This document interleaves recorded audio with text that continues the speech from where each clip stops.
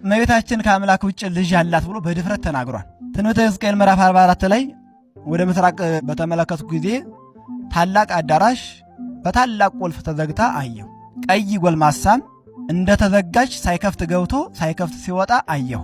ይቺ አዳራሽም ለዘላለሙ ተዘግታ ትኖራለች።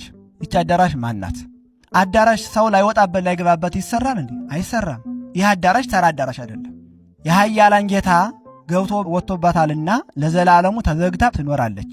እመቤታችን ድንግል ማርያም በሥጋ የወለደችው አካላዊ ቃል ክርስቶስን ነው። ከዚያ ውጭ በጸጋኝ እኛንም ወልዳናለች። በቃል ኪዳን እኛም የእሷ ልጆች ነን። ስምዖን፣ ዮሳ፣ ይሁዳ አልክ እንጂ እኛም የእሷ ልጅ ነን። ይድነቅህ። ምክንያቱም እነኋት እናታችሁ ተብለን ተሰጥተናል። ስለዚህ ድንግል ማርያም የዮሳ የዮሴፍ እናት ብቻ ሳትሆን የእኛም እናታችን ናት። የመስቀል ስር ስጦታችን ክርስቶስ አምላካችን ቅድስት ነፍሱን ከቅዱስ ሥጋው በራሱ ሥልጣን ሲለይ ስጦታ የሰጠን እናቱን ነው። እናትን አሳልፎ ከመስጠት የበለቀ ትልቅ ስጦታ የለም።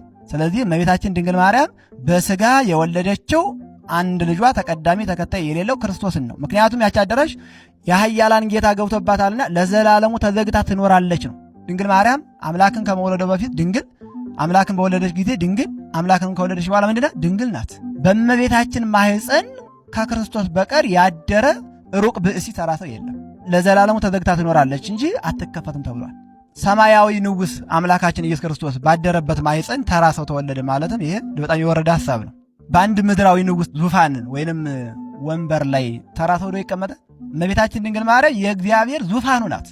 9 ወር ከ5 ቀን ክርስቶስ አምላካችን የከተመባት ያደረባት የተመሰገነባት አማናዊት ቤተ መቅደሱ ናት። ይህ ሰማያዊ ንጉሥ ኢየሱስ ክርስቶስ ባደረበት በተገለጠበት ማኅፀኗ ተራሩቅ ብእሲ ሰው አደረ ማለት ምን አይነት ስንፍና ነው? የእመቤታችን ማኅፀን ይቅርና ክርስቶስ አምላካችን ሞትን ድል አድርጎ ከተነሳ በኋላ በመቃብሩ ሌላ ሰው አልተቀበረበትም። ለምን ቢባል የሰማያዊ ንጉሥ የኢየሱስ ክርስቶስ ዙፋን ሆኖ ለ3 መዓልት ለ3 ሌሊት ስላገለገለ። እመቤታችን ድንግል ማርያም ሌላ የፈጸመችው ጀብድ የለም፣ አምላክን በመውለድ ብቻ ነው እንጂ። ከዚህ የበለጠ ጀብድ አለ እንዴ?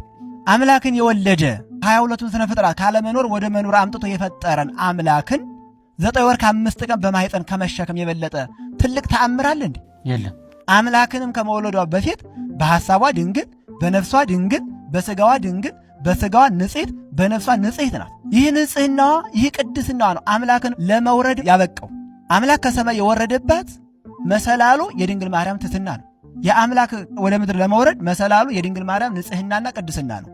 በቅድስናዋ በንጽሕናዋ 22ቱን ስነ ፍጥረት በዝናብ አብቅሎ በፀሐይ አብስሎ የሚመግበውን አምላክ በድንግልናዋ ወተት አስገኝታ ከመመገብ የበለጠ ምን ክብርና ልልና